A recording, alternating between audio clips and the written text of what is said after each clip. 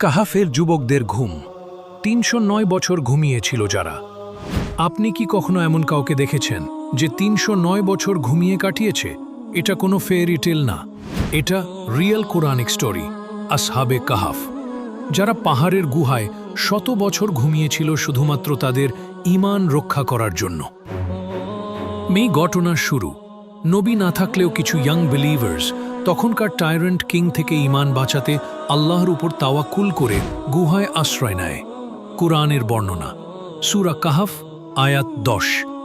হে আমাদের পালনকর্তা, আমাদেরকে তোর পক্ষ থেকে রহমত দান কর এবং আমাদের জন্য আমাদের কাজের সঠিক পথ তৈরি করে দে। তাদের এই দোয়া ছিল sincere, powerful, and Allah accepted ইট।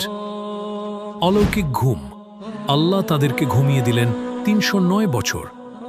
তাদের শরীর সানলাইট থেকে সুরক্ষিত ছিল এবং দায়মীভাবে পরিবর্তিত হচ্ছিল ঘুমের মধ্যেও। সূরা কাহাফ বলছে, তুমি মনে করবে তারা জেগে আছে, অথচ তারা ছিল ঘুমন্ত। আমরা তাদেরকে ডান ও বাম দিকে ফিরিয়ে দিতাম। যখন তারা জাগল, তারা ভাবল মাত্র একদিন বা আধা দিন কেটেছে। কিন্তু তারা তখনকার সমাজে ফিরে দেখে এভরিথিং হ্যাজ চেঞ্জড। নতুন রাজা, নতুন সমাজ, আর ঈমান এখন সম্মানিত। রিফ্লেকশন অ্যান্ড মরাল, এই কাহিনী আমাদের শেখায় faith plus patience is equal miracles. যখন তাওয়াক্কুল করি, আল্লাহ এমন হেল্প দেন যা হিউম্যান লজিক দিয়ে এক্সপ্লেইন করা যায় না।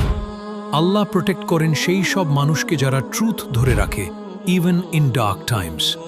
আপনার ঈমানকেও হয়তো এই কাহিনী ইন্সপায়ার করতে পারে। Never lose hope in আল্লাহস protection. এই কাহিনীটি কুরআনে শুধু গল্প না, এটা লেসন ফর এভরি বিলিভার।